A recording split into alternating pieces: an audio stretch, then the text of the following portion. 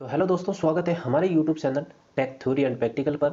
और आज के इस वीडियो के माध्यम से आपको हम बताने वाले हैं बेसिक टूल्स के बारे में। जी हाँ दोस्तों, इससे पहले भी हमने एक वीडियो बनाया था जिसमें कि बेसिक टूल्स के बारे में जिक्र किया था, और उसी कड़ी को हम आगे बढ़ा रहे हैं, जिसमें कि आप सबको पता है कि बेसिक टूल्स जो हमारे इलेक्ट्रीशियन ट्रेड के संबंधित जो टूल्स हैं उनके बारे में हम आपको जानकारी दे रहे हैं। तो यहाँ पे ऐसा नहीं हो कि फिटर ट्रेड वाले और विशेष ट्रेड वाले जैसे मैकेनिक ट्रेड वाले ये बोल दे कि भाई हमारा जो बेसिक टूल है वो इसमें नहीं आ रहा है। हम एक इलेक्ट्रीशियन ट्रेड को लेकर चल रहे हैं, और जिसमें इलेक्ट्रीशियन ट्रेड के संबंधित जो भी बेसिक टूल्स है और उसके बाद में मेजरमेंट टूल्स है और भी जो कटिंग टूल्स वगैरह है उन सभी के बारे में हम बताएंगे इसी वीडियो के माध्यम से, ठीक है। और इस एक वीडियो के अंदर ये पूरे टूल्स नहीं बता पाएंगे, जिससे हमने क्या किया है एक एक पार्ट वाइज हम आपको वीडियो प्रोवाइड करवाएंगे, जिससे कि आपको सारी जानकारी आराम से मिल सके। तो आप सबको पता है कि हमने पिछली वीडियो में यहाँ तक पढ़ा था पिंचर प्लायर तक, जो प्लायर कितने प्रकार की होती है उनके बारे में पढ़ा था। इस सीरीज में पढ़ेंगे कि जो हमारे पास में बेसिक टूल्स क्या है, मेजरमेंट टूल्स क्या है, मार्किंग टूल क्या है, कटिंग टूल्स कौन कौन से होते हैं, ड्रिलिंग टूल कौन से है, और स्ट्राइकिंग टूल कौन से है, होल्डिंग टूल कौन से है। इन सभी टूल्स के बारे में हम आपको यहाँ इस वीडियो के माध्यम से आपको प्रोवाइड करवाएंगे पूरी जानकारी। वायर स्ट्राइपर की बात करेंगे। जी हाँ दोस्तों, वायर स्ट्राइपर क्या होता है जो कि आपको यहाँ पे दिखाई दे रहा है। सामान्यतः अगर आप लैब में गए होंगे इलेक्ट्रिशियन ट्रेड की, तो आपको इस प्रकार का यहाँ पे जो आपको मैं यहाँ पे एरो करके बता रहा हूँ, ये जो आपको यहाँ पे दिख रहा है इस प्रकार का आपको वायर स्ट्राइपर देखने को मिल गया होगा। तो यहाँ पे आपको ध्यान रखना है कि भाई वायर स्ट्राइपर है और ये किस धातु का बना होता है। एग्जाम में क्वेश्चन किस प्रकार से पुटअप होता है उसी तरीके से हम आपको पढ़ा रहे हैं, ठीक है। बाकी बहुत सारी इसके बारे में जानकारी जो है वो आपको किताबों के अंदर भी मिल जाएगी। हमारा पढ़ाने का मकसद ये है कि आपको कम से कम और एग्जाम के हिसाब से जो कंपटीशन एग्जाम होता है उनके हिसाब से भी हम यहाँ पे आपको पढ़ा रहे हैं। तो सबसे पहले तो हम देख लेते हैं जो हमारे पास में ये औजार जो आपको दिख रहा है वायर स्ट्राइपर, और इस वायर स्ट्राइपर किस धातु का बना हुआ है उसके बारे में देख लेते हैं। तो धातु यानी कि उच्च गुणवत्ता वाले स्ट्राइपर स्टील के बने होते हैं। मतलब उच्च गुणवत्ता वाले आप वायर स्ट्राइपर अगर आप खरीदते हो तो वो किसके बने होते हैं, स्टील के बने होते हैं, ठीक है। स्ट्रिपर्स स्टील के बने होते हैं। और यहाँ पे जो आपको वायर स्ट्राइपर जो दिख रहा है वो यहाँ पे आप देखोगे तो इसके अंदर यहाँ वायर कटर भी साथ में होता है। जी हाँ दोस्तों, जैसे कि आपको मैं यहाँ पे दिखा रहा हूँ, ये जो यहाँ से थोड़ा सा खांचा आपको दिख रहा है, यहाँ से तो वायर को सिला जाता है, यहाँ से वायर को सिला जाता है। उसके बाद में आपको यहाँ पे समतल जगह आपको दिख रही है, ये एक नुकीली सतह होती है जहाँ से हम इस कोई भी वायर वगैरह होता है उसको यहाँ से हम काट सकते हैं, ठीक है। तो यहाँ पे यूज के बारे में भी एग्जाम में पूछ लिया जाता है कि भाई वायर स्ट्राइपर का उपयोग किस लिए करते हैं हम अपने लैब में, ठीक है ना। तो यहाँ पे आपको ध्यान रखना है वायर स्ट्राइपर एक छोटा हाथ से पकड़ने वाला उपकरण है जिसका उपयोग बिजली के तारों से विद्युत इंसुलेशन को अलग करने के लिए किया जाता है। मतलब हाथ से पकड़ के हम अगर कोई हमारे पास में बिजली का इंसुलेशन वायर है, जैसे कि हमारे पास में तो कोई तार वगैरह है उसका इंसुलेशन सीलना है हमें, तो उस इंसुलेशन को सीलने के लिए इस वायर स्ट्राइपर का प्रयोग करते हैं, ठीक है।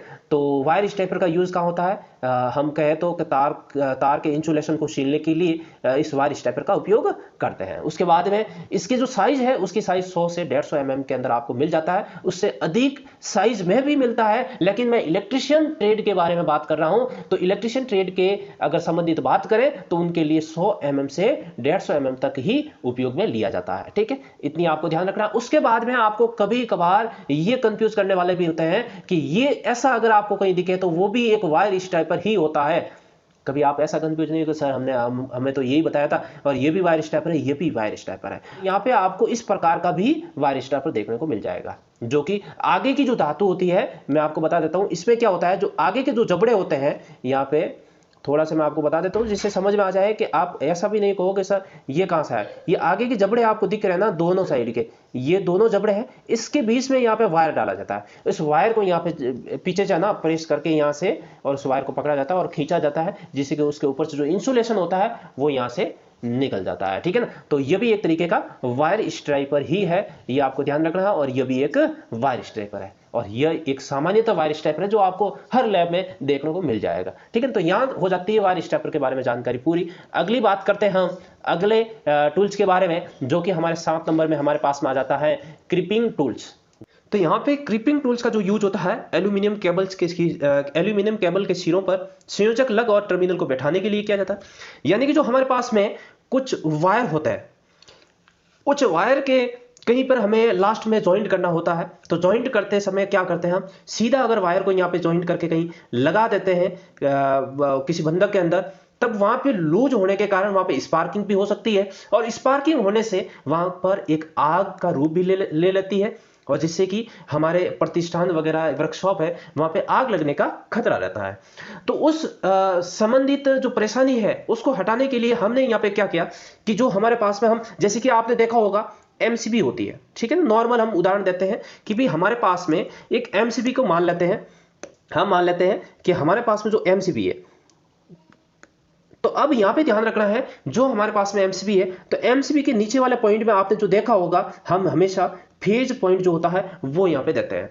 अब फेज वाला वायर हमारे पास में है, एक तो हम क्या करते हैं, उसके ऊपर से थोड़ा सा आगे से इंसुलेशन हटा के उसके बाद में इसके अंदर डाल के कस लेते हैं, और दूसरा तरीका हमारे पास में यह भी है कि वहां पे इस प्रकार का जो यहां पे दे रखा है इनसेट, जो हम यहाँ पे टाइप का जो लक्स दे रखा है, इस लक्स को यहाँ पे क्या करेंगे, यहाँ तक जो आपको दिखाई दे रहा है ये भाग, यहाँ तक ये भाग, इस भाग में क्या करेंगे, हमारे पास में जो वायर होगा उस वायर को इसमें डाल देंगे, और डालने के बाद में हमारे पास में जो क्रिपिंग टूल्स है, उस क्रिपिंग टूल्स के बारे में देखो, जैसे यहाँ पे छेद दे रखे हैं ना, ये बीच में यहाँ पे थोड़े छोटे छोटे छेद, तो उन छेद के बीच में इस लक्स के जो ये पॉइंट है ना, यहाँ से लेके यहाँ तक वायर तो इसके अंदर डाल दिया है हमने, और यहां से लेके यहां तक जो हमारे पास में जो ये भाग है, उस भाग को क्रिपिंग टूल के जो दो जबड़े हैं उन दोनों जबड़ों के बीच में लेके यहां से पीछे से प्रेस करेंगे, और जैसे ही प्रेस करने से यहां ये पूरा तरीके से ऊपर और नीचे जो दोनों तरीके से यहां से दब जाता है, और जिससे कि एक हमारे यांत्रिक रूप से एक बढ़िया जॉइंट बन जाता है, और उसके बाद में एक मतलब परमानेंट जॉइंट हो जाता है, उसके बाद में कोई भी यहाँ पे स्पार्किंग होने का खतरा नहीं रहता है,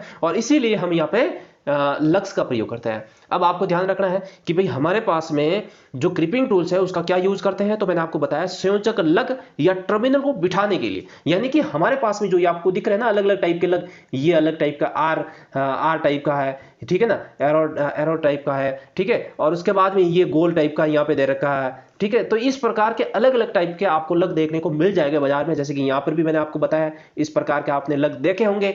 जो बड़ी बड़ी इंडस्ट्री वगैरह होती है वहां पे बहुत बड़े बड़े पैनल होते हैं, वहां पे बहुत ज्यादा वायर होते हैं ना, तो उनको ये इस लग के द्वारा यहाँ पे कनेक्शन किया जाता है, जिससे कि क्या है, स्पार्किंग नहीं होगी, और स्पार्किंग नहीं होगी तो वहां पे आग लगने का खतरा कम हो जाता है। तो आपको ध्यान रखना है क्रिपिंग टूल्स का यूज क्या होता है, यहाँ पे संयोजक लग और टर्मिनल को बिठाने के लिए, ठीक है, तो लग्स को बिठाने के लिए किसका यूज करते हैं, क्रिपिंग टूल्स का यूज करते हैं, ये आपको एकदम बराबर याद करना है, ठीक है। अब ये तो मैंने एक क्रिपिंग टूल बताया जिसमें आपको देखना है कि ये आगे वाली क्या है, डाई है, ठीक है, इनके बीच में हम लक्स को रखते हैं, ठीक है, उसके बाद में बिठाते हैं, और ये जो है दो तरीके से हैंडल है और ये रेचेट है, ठीक है, दबाएंगे उसका प्रेस वापस ऊपर की साइड में, ये रेचेट क्या करेगा, ये एक बार तो हम प्रेशर दे देंगे इसको, ठीक है, और वापस अपनी स्थिति में जाने के लिए ये रेचेट क्या करेगा, उसको वापस प्रेशर करके ऊपर की साइड में वापस अपनी सामान्य स्थिति में इसको लेके आ जाता है, ठीक है। तो ये तो हो गई इसकी सामान्य बात, और ये हो गए लग्स अलग अलग टाइप के, ठीक है, ये आपको ध्यान रखने हैं, जैसे कि ब्लेड कनेक्टर नीचे दे रखा है, ये नीचे जो है ब्लेड कनेक्टर है, ये नीचे की साइड में जो है ना, ये ब्लेड कनेक्टर लग्स बोलते हैं इसको, और रिंग और स्पेड कनेक्टर जो ऊपर दे रखे है ना, ये रिंग और स्पेड कनेक्टर बोलते हैं, और बुलेट कनेक्टर है जो दाएं में दे रखा है। ये जो आपको क्रिपिंग प्लायर दिख रहा है, ये तार को सील भी सकता है और ये काट भी सकता है, ठीक है, तो तार को सील सकता है, इसके लिए अपन क्या बोल सकते हैं, इसको वायर स्ट्राइपर भी बोल सकता है, ठीक है। लेकिन यहां पे इसके साथ में अगर क्रिपिंग प्लायर है, ये तार को सीलता है और काटता है, और साथ में ये क्रिपिंग प्लायर का भी काम कर रहा है, तो इसलिए हम इसको क्या बोलेंगे, क्रिपिंग प्लायर बोलेंगे, ठीक है, ये ध्यान रखना है, ये क्रिपिंग प्लायर है। और ऐसा नहीं हो कि ये तार सीलता है तो इसका मतलब आप इसको कह दो कि ये तो वायर स्ट्राइपर है, ये वायर स्ट्राइपर नहीं होगा, ठीक है, और ये क्रिपिंग प्लायर है, ठीक है, ये आपको ध्यान रखना है। तो दोनों ये मतलब यहाँ पे क्रिपिंग भाग हो गया क्रिपिंग, और यहाँ से तार सीले भी जाते हैं, ये अलग अलग टाइप की, यहाँ से वायर काटे जाते हैं, तो ये तीनों अलग अलग भाग होते हैं इसमें, ये आपको ध्यान रखना है। उसके बाद में ये आपको भी ध्यान रखना है कि भाई यहाँ पे जो हमारे पास में क्रिपिंग टूल है उसके बारे में सामान्य बातें जो है वो आपको ध्यान रखना है कि इलेक्ट्रिकल क्रिप एक प्रकार का सोल्डरलेस विद्युत कनेक्शन है। जी हाँ दोस्तों, यहाँ पे किसी प्रकार का सोल्डरिंग नहीं करना पड़ता है। और उसके बाद में अगर आगे बात करते हैं तो यहाँ पे लिखा हुआ है कि जो संपर्क को जोड़ने के लिए भौतिक दबाव का उपयोग करता है, मतलब यहाँ पे क्या करना है, एक फिजिकली अपने को दबाव देना ऊपर से, जो एक प्रकार से एक स्थायी जॉइंट हो जाता है, ठीक है, तो ये ध्यान रखना है, ये सोल्डरलेस जॉइंट है और भौतिक दबाव देने से ये पूरा एकदम परफेक्ट जॉइंट बन जाता है, ठीक है। इसका उपनाम बंधक टूल भी है, ठीक है। आप क्रिपिंग टूल का दूसरा नाम अगर कहें तो यहाँ पे बंधक टूल भी हम कह सकते हैं। धातु यहाँ पे मिश्रित इस्पात का बनाया जाता है। यहाँ पे आपको ध्यान रखना है, जो एग्जाम में क्वेश्चन पुट होते हैं उसी प्रकार से हम आपको पढ़ा रहे हैं। जैसे कि यहाँ पे पूछा जाता है कि इसका उपनाम क्या है, तो बंधक टूल होगा। तो धातु किस धातु से बना होता है, मिश्रित इस्पात से बना होता है। और यूज क्या होता है वो भी हमने आपको बता दिया। अब यहाँ पे बोला जाता है कि भाई साइज किस साइज में मिल जाता है, किस प्रास में, रेंज में। तो हम यहाँ पे आपको बता रहे हैं 180 से यहाँ पे 300 mm के प्रास में टर्मिनल लग क्रिपिंग प्लायर उपलब्ध है। टर्मिनल लग क्रिपिंग प्लायर उपलब्ध है। और उससे अधिक प्रास के केबल के लिए यहाँ पे हाइड्रोलिक फोर्स क्रिपिंग टूल्स का प्रयोग किया जाता है। आपको यहाँ पे सीधा क्वेश्चन पूछ सकता है कि बताइए 300 mm से ज्यादा केबल को बताइए 300 mm की प्रास से ज्यादा जो केबल है उसमें लक्स को लगाने के लिए किस क्रिपिंग टूल का उपयोग किया जाता है। तो आपको सीधा बताना है कि वहां पे हाइड्रोलिक फोर्स क्रिपिंग टूल प्रयोग किया जाता है। हाइड्रोलिक फोर्स के द्वारा वहां पे ऊपर से क्रिप किया जाता है, क्योंकि वहां पे बहुत बड़ी केबल होती है। उस केबल को अपने हाथ से यहाँ पे इतना दबाव नहीं दे सकते हैं, इसलिए वहां पे हाइड्रोलिक फोर्स क्रिपिंग टूल्स का प्रयोग करता है, ठीक है। तो ये आपको ध्यान रखना है क्रिपिंग टूल्स के बारे में। उसके बाद में आगे बात करें आगे वाला टूल्स के बारे में, स्क्रू ड्राइवर। जी हाँ दोस्तों, स्क्रू ड्राइवर यानी कि इसको हिंदी में हम सामान्यतः बोलते हैं पेचकस। जी दोस्तों, पेचकस क्या होता है, उसके पहले सबसे तो पहले मुख्य जो भाग होते हैं उनके बारे में देख लेते हैं। अब मुख्य भाग कौन कौन से हैं, सबसे पहले मैं यहाँ पे आपको जैसे कि आपको पेचकस यहाँ पे दिखाई दे रहा है उसके माध्यम से बताऊंगा मैं आपको कि सबसे आगे वाला जो भाग है वो पॉइंट है। पॉइंट को हम क्या बोलते हैं, टिप भी बोल सकते हैं। ये आगे वाला भाग है, ठीक है। उसके बाद में अगर बात करें आगे तो सिंग या ब्लेड, यहां पे जो आपको दिखाई दे रहा है यहां से लेके यहां तक, ये क्या है, सिंक या ब्लेड कह सकते हैं इसकी, ठीक है। ये तो कैनल कह रहा है, इस साइड के जो सोर्स भाग होता है इस मोड़ा हुआ, ठीक है ना, टेपर किया हुआ जो भाग होता है उसको कैनल बोल रहे हैं। और उसके बाद में यहां पे अगर बात करें तो हैंडल भी दे रखा है, ये जो पीछे की साइड में है वो हैंडल है, ठीक है। तो यहां पे हो गया कि हैंडल कौन सा है। और उसके बाद में फेरुल की बात करें तो ये जो आगे वाला यहां से लेके यहां तक ज्वाइंट होता है वो फेरुल है, हेक्सागोनल ये साइज का है जो फेरुल है, ठीक है। और उसके बाद में यहाँ पे टैंक जो होता है वो यहाँ पे फेरुल के बाद में ये जो यहाँ का भाग है ना, जो ये अंदर यहाँ तक आया हुआ है, ये जो पेचकस है इसका जो भाग है ये हैंडल के यहां तक पहुंच गया है। तो ये जो लास्ट वाला भाग है यहां से लेके यहां तक, इसको बोलते हैं टैंक, ठीक है। तो ये आपको ध्यान रखना है। उसके बाद में थिकनेस ऑफ पॉइंट, पॉइंट की थिकनेस कैसे मापते हैं, तो इस प्रकार से मापते हैं, पॉइंट की थिकनेस ऐसे तिरछा करके उसके बाद में आप थिकनेस नाप सकते हो। अगर आपको कोई बोल दे कि बताइए कि ये हमारे पास में जो स्क्रू ड्राइवर है वो कितने mm का, तो उसका साइज कहां से लोगे आप, यहाँ जो टिप पॉइंट दिख रहा है ना, इस पॉइंट से लेकर यहां तक लेंगे फेरुल, ठीक है। फेरुल तक लेंगे, ना कि टैंक तक लेंगे, ठीक है। टैंक तक नहीं लेंगे, फेरुल तक लेंगे। तो यहां से लेके यहां पे और यहां से लेके यहां तक, ये लेंथ ऑफ ब्लेड की हो जाती है। और उसके बाद में आगे की साइड में जो है वो लेंथ ऑफ हैंडल हो जाता है, ठीक है ना। और यहां से लेके यहां तक जो है वो लेंथ ऑफ टैंक है, ठीक है ना। और उसके बाद में इंसुलेटेड हैंडल जो आपको यहाँ पे दिखाई दे रहा है, ये यहाँ पे आप देख सकते हो इंसुलेटेड हैंडल दिखाई दे रहा है, ठीक है। तो ये तो हो गया इस सामान्यतः जो भाग होते हैं मेन स्क्रू ड्राइवर के वो हो गए। अब इसमें थोड़ी सी आपको ये भी बात ध्यान रखनी है कि जो हमारे पास में जो हैंडल होता है, आपको ग्रीन कलर में भी हो सकता है, पीले कलर में भी हो सकता है, अलग अलग कलर में हो सकता है, लेकिन जो हमारे पास में इसका जो हैंडल है वो किस धातु से बनाया जाता है, ये क्वेश्चन पुटअप होता है। तो ये जो इंसुलेटेड जो पेचकस का जो हैंडल है वो कास्ट या सेल्यूलोज एसीटेट्स के बने होते हैं, ठीक है। तो आपको यह ध्यान रखना है, कास्ट या सेल्यूलोज एसीटेट के बने होते हैं, ठीक है। उसके बाद में आपको यह भी पूछ सकता है कि बताइए कि हमारे पास में जो स्क्रू ड्राइवर उसका यूज क्या होता है, तो विभिन्न प्रकार के पेचों को खोलने और ढीला करने में, मतलब कसने या खोलने के लिए इसका उपयोग किया जाता है, ठीक है। ये तो सामान्य बात होगी, सबको पता है ये तो, ठीक है। उसके बाद में आकार की यानी कि साइज की बात करें अगर, तो पेचकस का साइज जो है वो ब्लेड की लंबाई द्वारा mm में, यानी कि ब्लेड की लंबाई द्वारा mm के अंदर लिया जाता है। यहां ध्यान रखना है, क्वेश्चन सीधा पुटअप हो सकता है कि बताइए कि पेचकस का साइज किससे लिया जाता है, तो आपको सीधा बताना है कि ब्लेड की लंबाई द्वारा mm के अंदर लिया जाता है। ब्लेड की लंबाई कहां से, टिप से यहां तक फेरुल तक, ये ब्लेड की लंबाई होती है, यहां से इसी पेचकस की साइज को निर्धारित करता है, ठीक है। यहां तक आपको समझ में आ गया। उसके बाद में यहां पे अगर आपको बोल दे कि नॉमिनल साइज पेचकस की कैसे निर्धारित करते हैं, तो पेचकस की जो नॉमिनल साइज है वो करते हैं 3 चीजों से निर्धारित करते हैं। कैसे करते हैं, एक नंबर यहां पे अगर मैं बात करूं यहां पे एक नंबर की, तो पेचकस नोक साइज यानी कि पॉइंट साइज से, पेचकस की जो नोक साइज है, जो पॉइंट साइज है आगे दे रखा ना, थिकनेस ऑफ पॉइंट, जो पॉइंट की साइज है उसके द्वारा निर्धारित कर सकते हैं। और दूसरी बात यहां पे ये भी निर्धारित कर सकते हैं 2 नंबर में कि ब्लेड की टिप की मोटाई, जो ब्लेड की टिप होती है यानी कि जो आगे वाला पॉइंट होता है, ठीक है, उसकी मोटाई के माध्यम से भी, पहले क्या था, पेचकस नोक साइज, और दूसरा था ब्लेड की टिप की मोटाई, और तीसरा था दंत यानी कि स्टेम। ये जो आपको दिख रहा है ना स्टेम, ठीक है ना, यहाँ पे इस भाग को जो है इसको बोलते हैं स्टेम, ठीक है। तो स्टेम के व्यास, इसका व्यास कितना है ये लिखा हुआ ना, डाया और ब्लेड, ठीक है ना, तो इसका व्यास के द्वारा निर्धारित कर सकते हैं। तो नॉमिनल साइज 3 तरीके से निर्धारित की जाती है, एक तो पॉइंट साइज के माध्यम से, दूसरी ब्लेड की टिप की मोटाई के माध्यम से, और तीसरी दंड यानी कि स्टेम के व्यास के द्वारा निर्धारित कर सकते हैं। तो ठीक है ना, तो ये थोड़ा सा एक अलग से हटके, मतलब एक बढ़िया जो पॉइंट था वो मैंने आपको यहाँ पे बताया, ठीक है। और उसके बाद में आगे बात करते हैं कि जो हमारे पास में पेचकस है वो किस धातु का बना होता है। तो इसकी जो ब्लेड होती है एक सैंक हाई कार्बन स्टील का हार्ड एवं टेम्पर किया हुआ होता है, ठीक है ना। जो ब्लेड हम यानी कि सैंक होता है, ये इसकी बात कर रहे हैं, ब्लेड सैंक, ठीक है। तो ये हाई कार्बन स्टील का बना होता है, हार्ड एवं टेम्पर।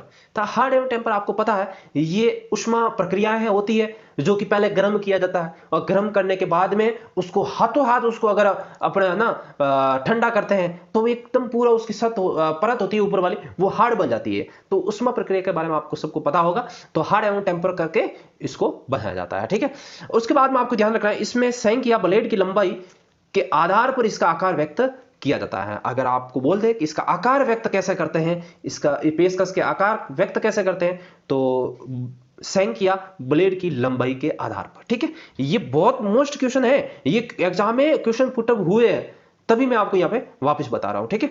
उसके बाद में टाइप की बात करें कि पेचकस कितने टाइप के होते हैं, तो ऐसे तो बहुत टाइप के होते हैं। मैं आपको नॉर्मल बता देता हूं कि फ्लैट टिप, मतलब टिप आगे से फ्लैट होगा, और दूसरा क्रॉस टिप होगा, ऐसे क्रॉस टिप भी होगा, फ्लैट भी होगा, और यू टाइप भी होगा, ठीक है। तो इस प्रकार के आपको अलग अलग टाइप के पेचकस बाजार में मिल जाते हैं।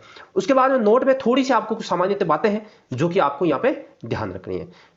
सामान्यतः अगर बात करें पेचकस की साइज के बारे में, ठीक है ना, तो 5 से 30 सेमी सैंक लंबाई वाले पेचकस का प्रयोग करते हैं। सामान्यतः अगर बोलते हैं कि सामान्यतः किस पेचकस की साइज के हम उपयोग करते हैं, सामान्यतः किस साइज के पेचकस को हम ज्यादा उपयोग करते हैं, तो 5 से 30 सेमी तक। अगर आपको पर्सनली ये पूछ ले कि एक विद्युत कार्य के लिए यानी कि इलेक्ट्रिशियन के लिए यहाँ पे किस साइज का पेचकस यूज करते हैं, तो आपको वहां पे बताना है 8 सेमी से 30 सेमी सैंक लंबाई वाले, या फिर ये भी पूछ सकते हैं कि फ्लैट टिप वाले, कौन से टिप वाले, तो आपको बताना है फ्लैट टिप वाले पेचकस यूज में लिया जाता है।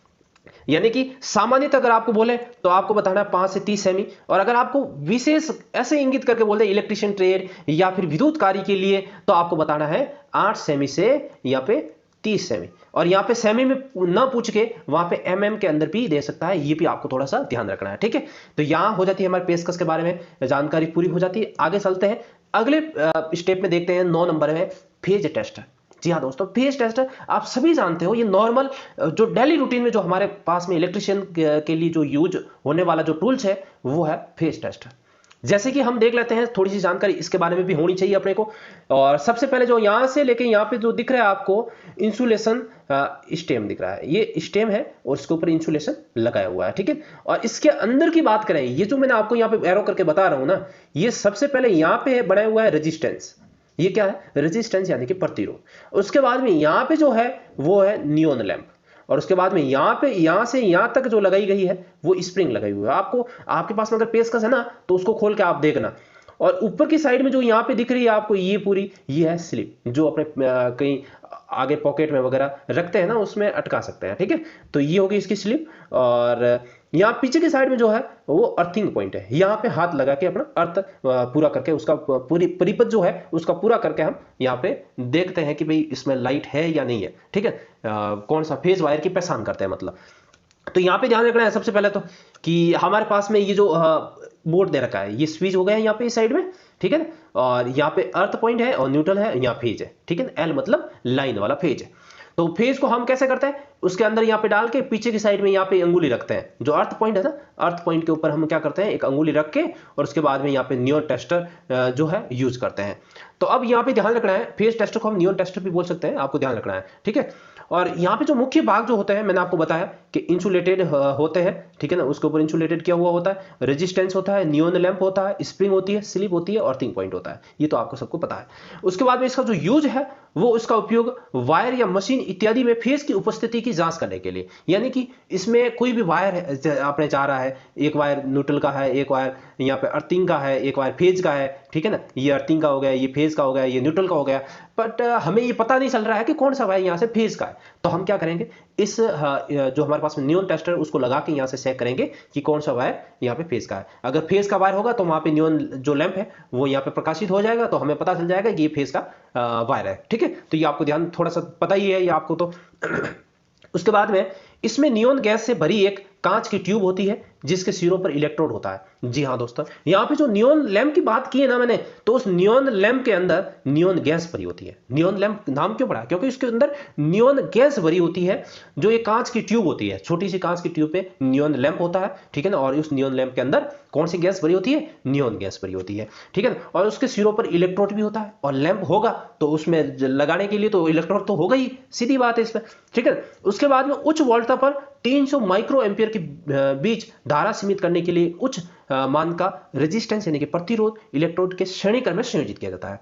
यानी कि इसके अंदर एक रेजिस्टेंस भी यूज होता है। रेजिस्टेंस आपको सीधा पूछ सकता है कि बताइए फेज टेस्टर के अंदर रेजिस्टेंस किस क्रम में लगाया जाता है, तो आपको सीधा बोलना है कि वो किस क्रम में लगाया जाता है, श्रेणी क्रम में लगाया जाता है। क्यों, रेजिस्टेंस जो होगा श्रेणी क्रम में उच्च मान होता है, और समांतर में अगर रेजिस्टेंस को लगाते हैं तो आप सभी को पता है कि रेजिस्टेंस को जब समांतर में अगर आप जोड़ोगे तो वहां पे उसका मान क्या हो जाएगा, कम हो जाएगा। और अगर वही रेजिस्टेंस अगर आप किसी लैंप के श्रेणी क्रम में जोड़ते हो तो उसका मान अधिक हो जाता है, ठीक है।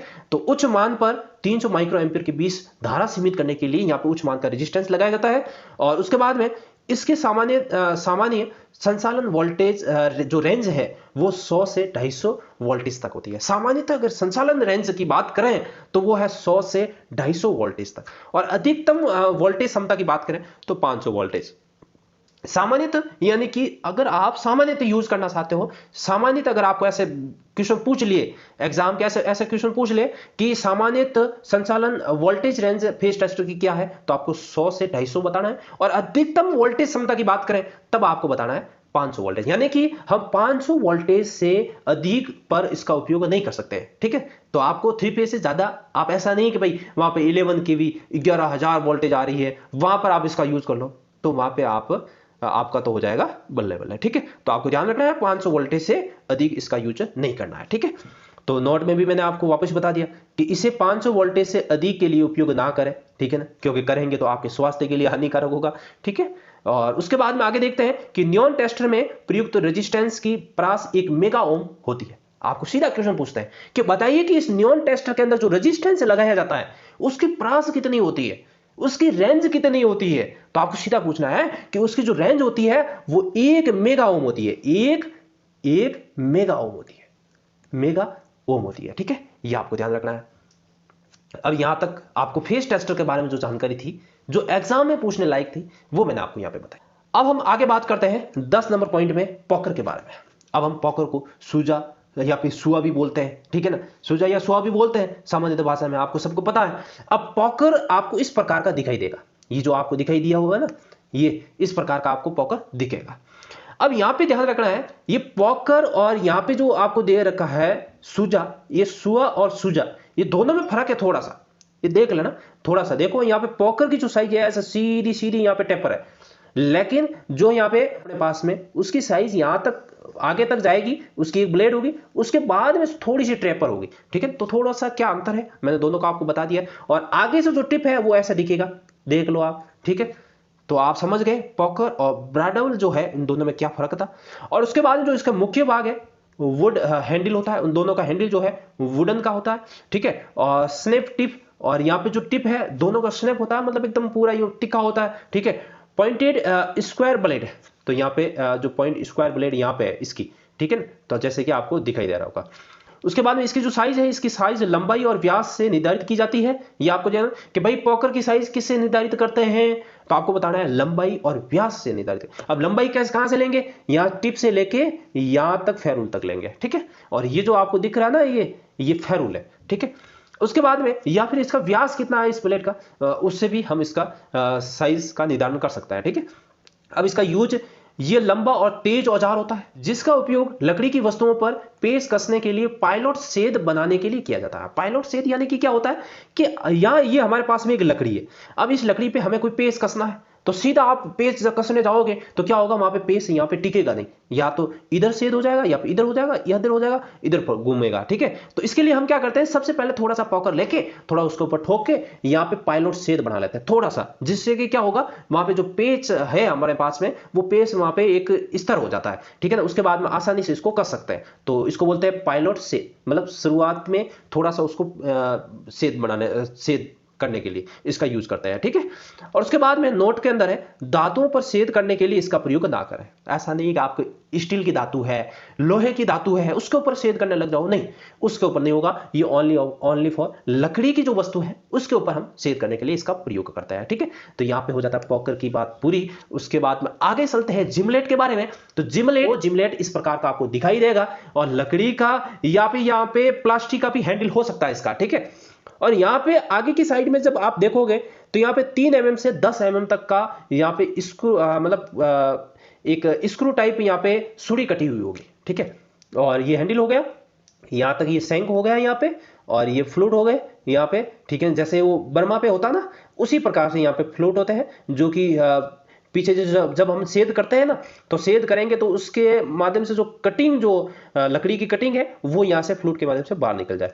ठीक है, और फीड स्क्रू यहाँ पे हो गया, इतना फीड स्क्रू होता है। ठीक है, और अब हम जिमलेट के बारे में देखते हैं, इसका यूज क्या होता है। तो लकड़ी की वस्तु है, यानी कि कास्ट की वस्तु है, ठीक है, उसके ऊपर 3 mm से 10 mm तक 3 mm से 10 mm व्यास तक सिद्ध करने के लिए इसका प्रयोग किया जाता है। सिद्ध मतलब सेद करने के लिए। ठीक है ना, थोड़ा सा यहाँ पे गलती हो गई है, सेद करने के लिए इसका प्रयोग किया जाता है। कितने mm से, 3 mm से 10 mm व्यास तक का अगर अपने को सेद करना है अगर लकड़ी की कहीं वस्तु में, तब हम किसका प्रयोग करेंगे, जिमलेट का प्रयोग करेंगे। ठीक है, इसके माध्यम से हम सेद कर लिया 3 mm से 10 mm, उसके बाद में हम आसानी से ऊपर जो पेच है वो आसानी से कस सकते हैं उसका। ठीक है, तो इसका साइज की बात करते हैं, तो इसकी साइज उसके व्यास पर निर्भर करती है। इसका व्यास कितना है उसके ऊपर इसकी साइज निर्भर करती है। ठीक, तो यहाँ पे हम देख लेते हैं 12 नंबर पॉइंट में जो हमारे दे रखा है, ऑर्गर। तो ऑर्गर का यूज क्या होता है और ऑर्गर का काम क्या होता है, ये देख लेते हैं हम थोड़ा सा।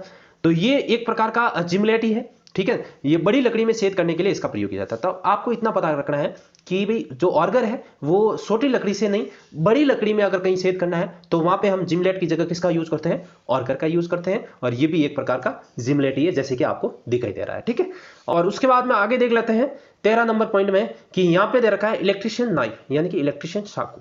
जैसे कि आपको इलेक्ट्रिशियन चाकू दिख रहा है, यहाँ पे ये हैंडल है और ये 2 ब्लेड दे रखी है, एक ब्लेड ये है और दूसरी ब्लेड ये है, और ये जो ब्लेड है वो मेन ब्लेड है। आपको ध्यान रखना है, ये जो है ना ब्लेड तिकी आपको दिख रही है वो मेन ब्लेड है, और ये फ्लैट प्रकार की देख रही है वो स्क्रैपर ब्लेड है।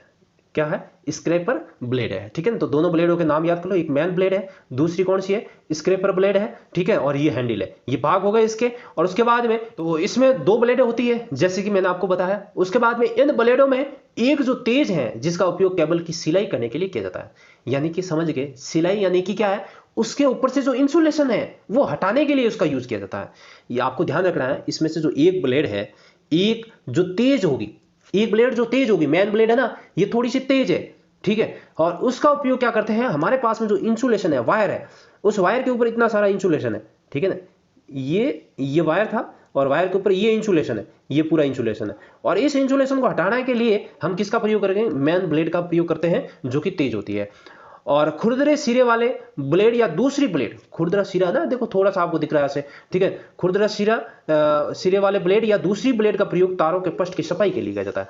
वो तो सिलाई के लिए, और पीछे जो सफाई करनी होती है ना, तो यहाँ पे इस बीच में वायर रख के ऐसे और उसकी सफाई की जाती है ऊपर से। ठीक है, तो आपको ये ध्यान रखना है कि इलेक्ट्रिशियन नाइफ जो चाकू है उसमें 2 ब्लेड होती है, एक तेज होती है, दूसरी तेज नहीं होती है। और तेज जो ब्लेड होती है उसे हम इंसुलेशन सीलने के लिए यूज करते हैं, और दूसरी जो ब्लेड होती है उससे पृष्ठ की सफाई करने का यूज करते हैं। ठीक है, और इसके साइज का निर्धारण जो है, सबसे बड़ी ब्लेड की लंबाई जैसे 50 mm 75 mm से निर्धारित होता है। ठीक है, तो आप सबसे बड़ी जो ब्लेड है जैसे मैन ब्लेड, उसकी साइज से इसका साइज निर्धारित करते हैं। ठीक है, ये आपको ध्यान रखना है इलेक्ट्रिशियन चाकू के बारे में। उसके बाद में बात करते हैं 14 नंबर में प्लम बॉब, यानी कि शाहुल बोलते हैं। ये आपने देखा होगा जो मकान वगैरह बनाते हैं, जो कारीगर वगैरह होते हैं, वो इसका यूज करते हैं। कारीगर यूज क्यों करते हैं? आपको पता होगा कि यहाँ पे कारीगर जब दीवार करता है, दीवार करने में यहाँ पे पूरी, यहाँ पे उसके ऊपर से नीचे तक यहाँ पे साइज सही लेने के लिए, यहाँ पे एक स्ट्रेट में करने के लिए इसका यूज करते हैं।